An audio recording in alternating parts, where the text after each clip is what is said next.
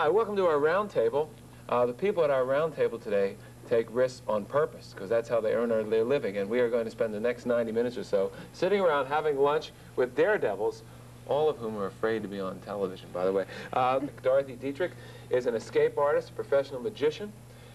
She has caught a bullet in a very dangerous trick, which I can't believe that she actually did it, but we'll find out the true story behind that. She goes into milk cartons sealed with water inside, hangs by burning ropes in a straitjacket, basically takes a lot of risks. These are interesting people. We're going to get the inside secret on what it's like to take big risks and earn a living today on Midday, so stay with us.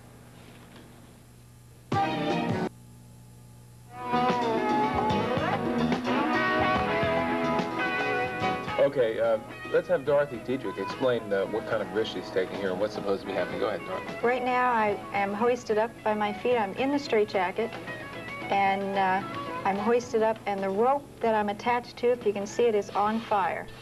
Now, I have about 3 minutes to get out of there, and it was very windy. You can see how the fire... That's Mom. Good. Great.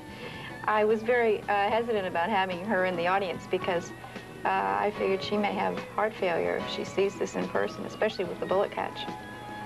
And you can see I'm working very, very diligently here. Okay. Now the things floating down was dollar bills that I had thrown down to the kids in the audience. And the reason for that is the first magic show that I had ever seen, I was so impressed with the magician, and my parents took me backstage to say hello to the magician, and he had given me $1 to go buy my first magic trick. Oh, wow. And look where it got me. Yeah. Now, Rob, excuse me, Alan, you wanted to say something here. Yeah, first, before I wanted to preface that this particular stunt that she just did, I would call her a stunt lady, a stunt person, for sure. And that particular trick, I know that if she's hanging upside down long enough, she will black out. Yes. And I've seen people black out and fail at this trick. So I hand her all the cards right now for doing that. I know you're an escape artist, but the #1 label for you would be you're a magician, right? How risky is being a magician? Being a magician is not generally dangerous, but the escapes are absolutely dangerous. The one thing that I always remember is that they are dangerous, and how I get through them is that I have figured out everything that could possibly go wrong and what am I going to do about it when it does. Because you do panic. You do every once in a while, if you're doing something that's very, very dangerous and like something goes wrong. What, for example? When have you been in a situation when you have actually panicked? I went to California to do a home box office special called The World's Greatest Escapes. And this was in November. Well, it was like 60 degrees, and the wind chill factor was like, was very cold. 60 degrees? 60 degrees. Right. But it was very, very cold. And when I did an escape off of a parachute jump where my feet were attached to a rope and hoisted up. How high were you hoisted? 150 feet in the air. Upside down? Upside down from a parachute jump at the Knott's Berry Farm.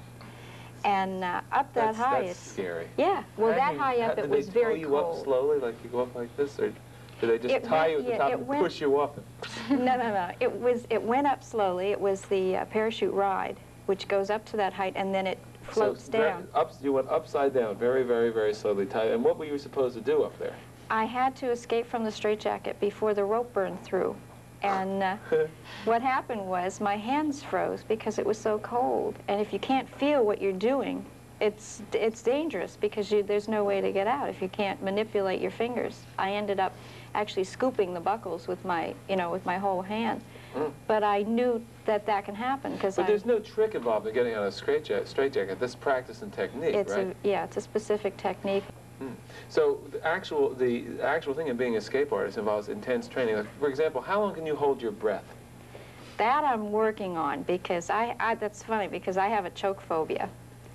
And a lot of the things I do involves things like drowning or, where I have to hold my breath. Like what, for example?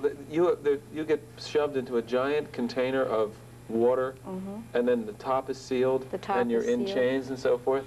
And I have to escape within 3 minutes. I have to escape, and I can hold my breath for 2.5 minutes right now. So they say that Houdini was able to hold his breath for a very long time, that a lot of his ability came from his great physical skills.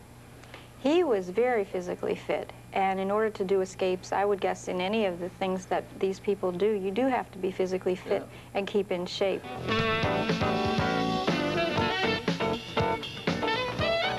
All right, we're watching Dorothy Dietrich. This is a famous and a dangerous trick called the bullet catch. I want to know if it's a trick or what. Dorothy, will you watch the monitor and tell us what's happening here? Right now, this is in Pittsburgh at the International Brotherhood of Magicians Convention.